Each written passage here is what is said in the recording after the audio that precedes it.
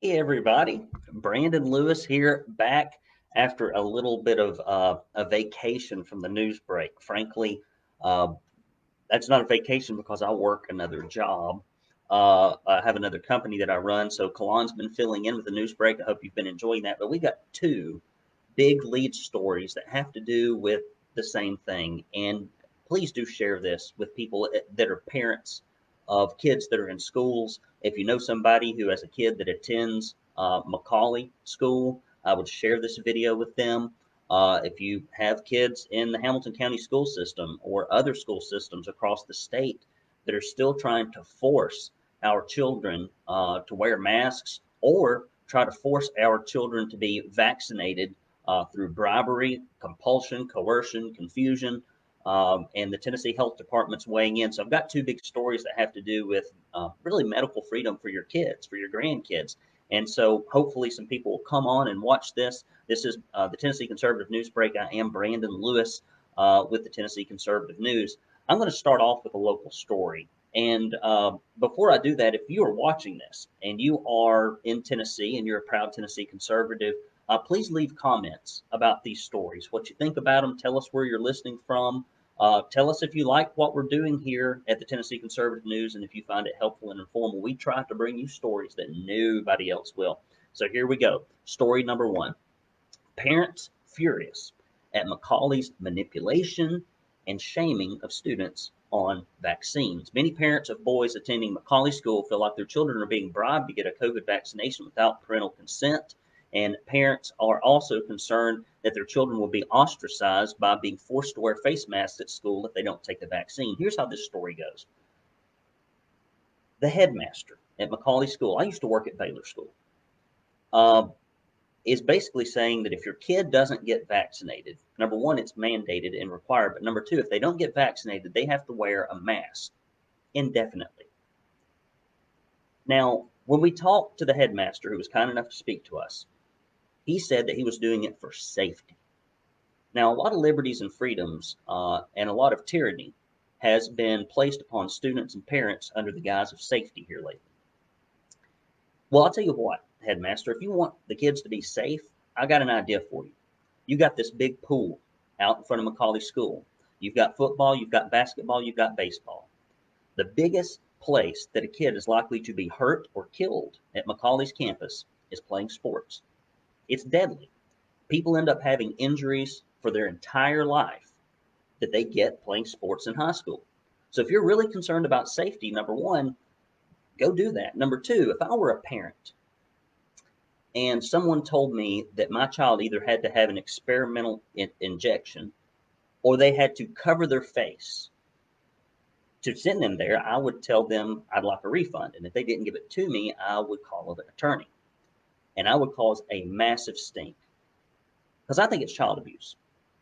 Because these kids, number one, are not at risk of this disease. Number two, they're really not at risk of spreading it.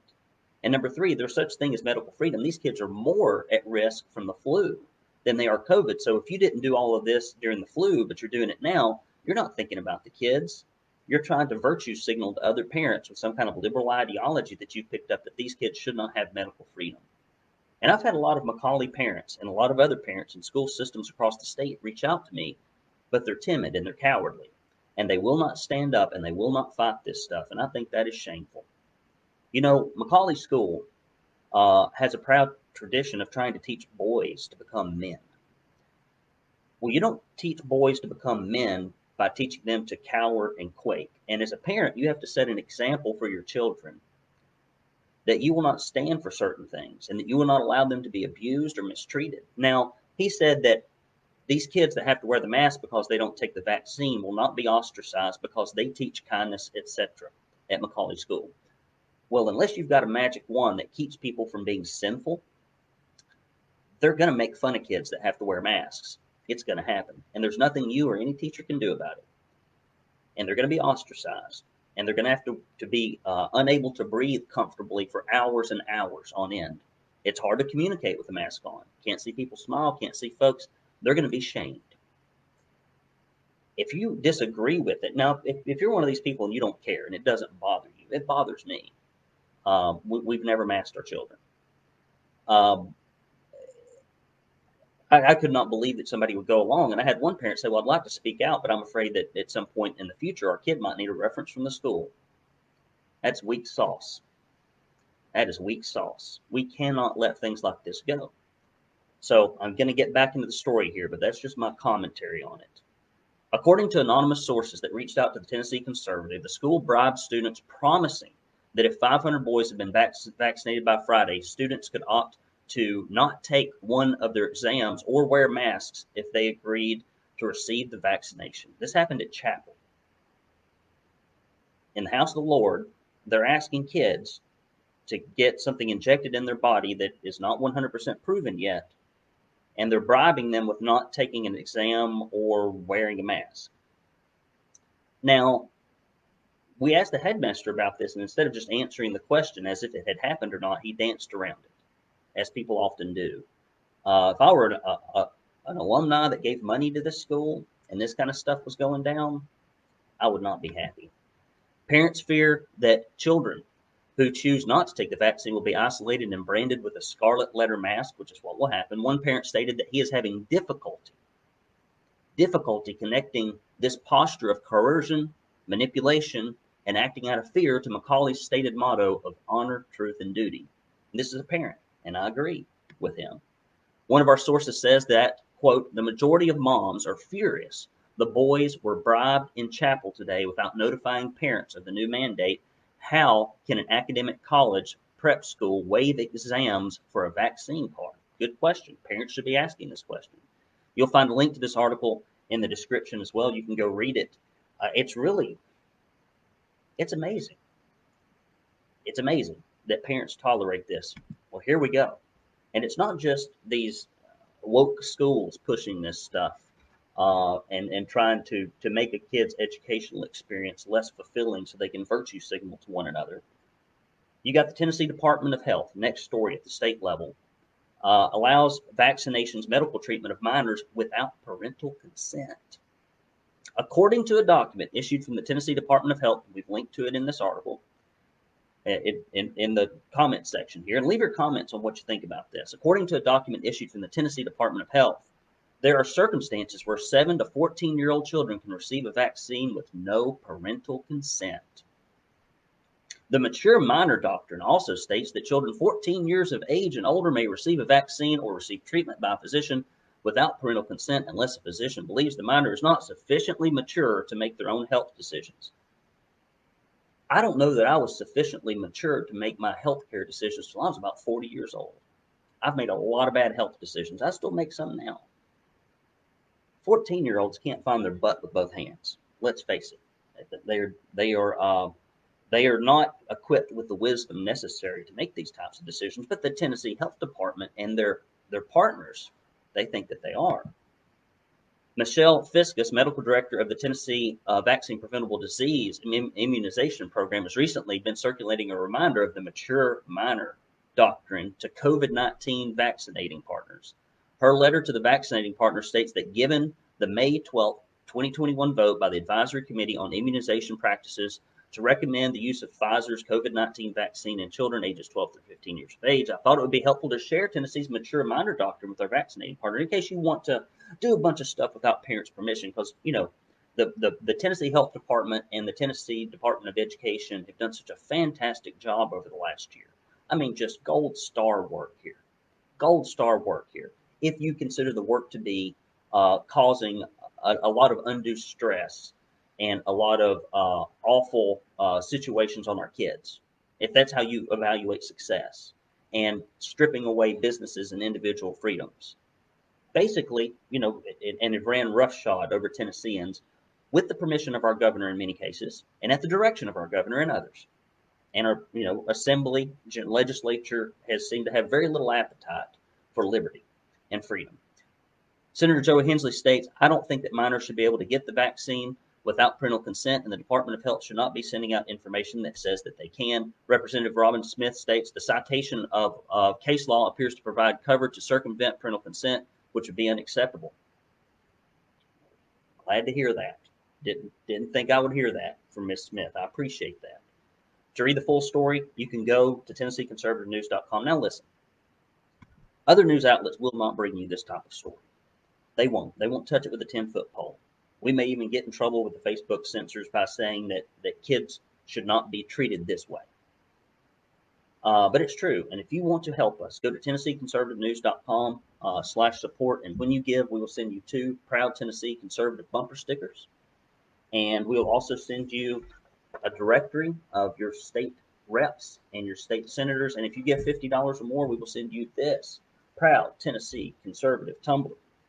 And if you put in most of the health department's policies and many of these woke liberal schools, and you shut the lid and you shake it up, it actually comes out common sense things that would be helpful for kids and helpful for Tennesseans that did not allow them to just continue to push their control over people.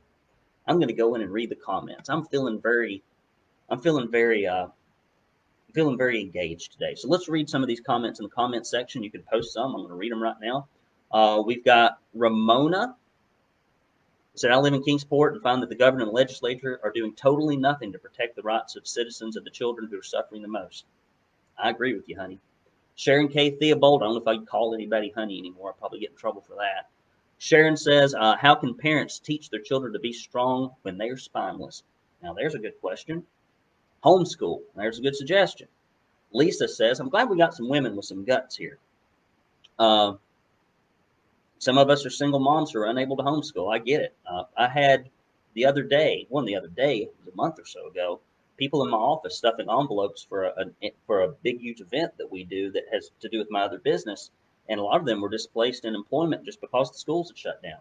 They lost their jobs. An unprecedented amount of women, and in particular single moms, had to forego their employment opportunities because the Tennessee education system, the government schools, were allowed to ruin people's livelihoods through all this nonsense for a disease that doesn't affect kids. It's mind-blowing.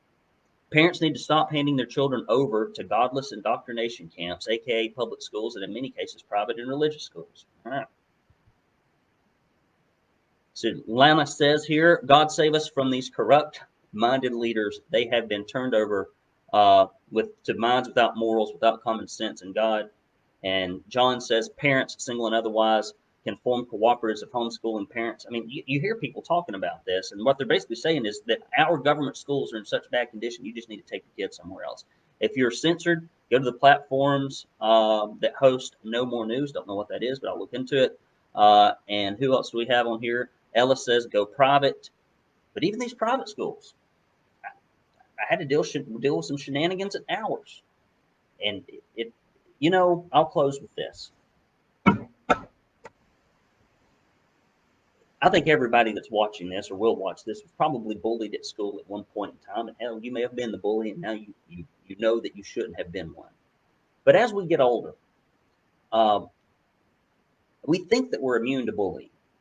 But I think a lot of us, if we really dig down in our heart and if we really think about how we react to the opinions of others, we're probably more susceptible to be bullied and more susceptible to peer pressure at age 40 and 50 and 30 than we were at age 13 and 7.